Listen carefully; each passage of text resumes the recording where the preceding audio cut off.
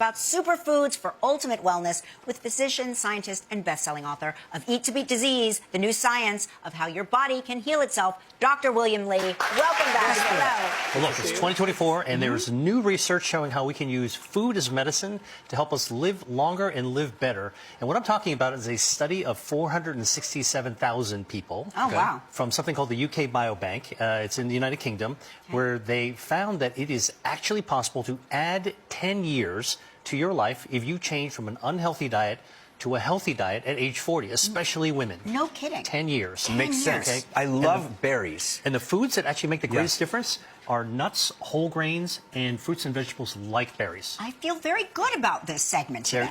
Because usually if I'm not doing that, I call the segment dumb.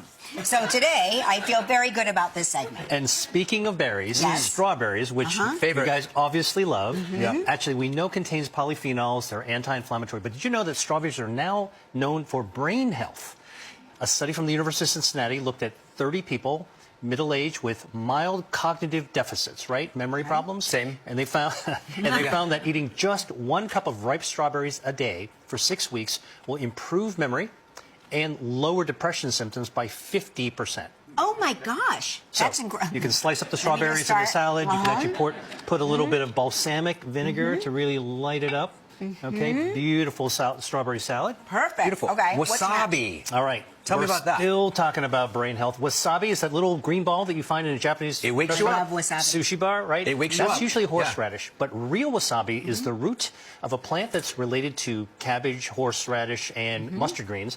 Contains a substance called isothiocyanates that's anti-inflammatory and good for brain health. A study in Japan looking at 72 adults, middle age, found that eating an extract from wasabi can improve memory. So what are we looking for when we get wasabi? You know, it's really hard to get real fresh wasabi, but you can actually get wasabi paste. Okay. And what you can do is you can mix it up with some rice vinegar and make a salad dressing out of it. Nice Incredible. Okay. Super easy. Perfect. What's next? Okay. We're still on sort of the Japanese theme. Buckwheat. Now, for people who don't know what buckwheat is, it is not made from wheat. It's a seed. So it's gluten-free, if that matters to you. It's good, right? Yes, that's great. Now, buckwheat's used to make tea. It's used to make cereal. It's called groats. It makes powder flour for pancakes. But Japanese soba noodles are made with buckwheat. Soba noodles. So what's in it? Dietary fiber. There's 2 bioactives. One's called rutin, one's called quercetin. Anti-inflammatory, good for your circulation, good for your metabolism.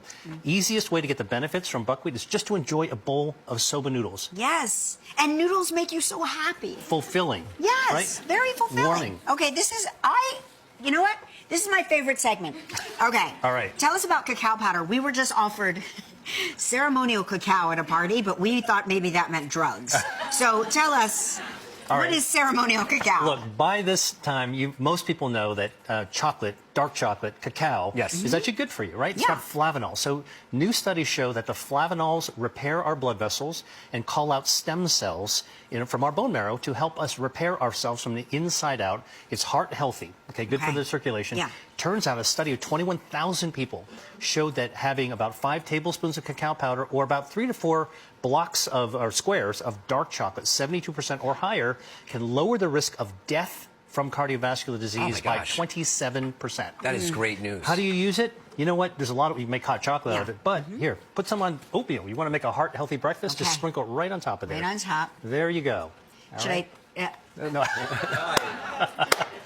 All right. Very good. Black garlic. It's actually an aged garlic, fermented, low heat, high humidity. It brings out a bioactive called S-acetylcysteine. That's super anti-inflammatory antioxidant. Compared to raw garlic, black garlic is 4 times more potent for its benefits. You can use it in all kinds of different ways, but I like to actually add it into hummus. Actually makes it a deeper, richer flavor. Of course. All right. Now, tell us about functional mushrooms. All right. Functional mushrooms are medicinal mushrooms. They're like turkey tail, reishi, lion's mane. Got to be really popular recently, but they've been used for thousands of years for traditional Asian medicine and healing.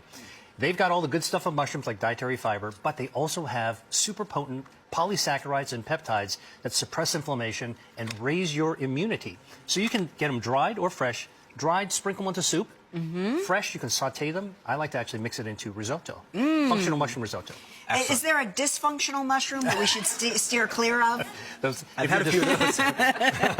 Exactly. And speaking of mushrooms, you can actually mix mushrooms with coffee. Popular beverage, you mix it 50-50, grind them up, and you get the best of both worlds. From the coffee, the chlorogenic acid, and the mushrooms. You can also get them pre-loaded in cups or in packs, and they're just dissolved in super easy. So you could just buy the mix and mix it right. That's incredible. Okay, All right. what about this? How do you pronounce this? This is called pu'er tea. It's a traditional fermented tea from China. Okay. It's got a dark, smoky flavor. In China, they drink it to aid digestion. Now, it's got all the good stuff in tea, antioxidants, polyphenols, catechins, but because this is a fermented tea, it's got something special. It's got its own healthy bacteria called pu'er, named after the tea, and studies in China have shown that people who drink pu'er tea have better gut health, lower inflammation, better metabolism, and smaller waistlines. Okay. Another reason to have pu'er tea. Thank you so much, Dr. Lee. It's such a pleasure to have you here. Happy New Year. Yeah, Eat to Beat Disease, the new science of how your body can heal itself is available now. We'll be right back.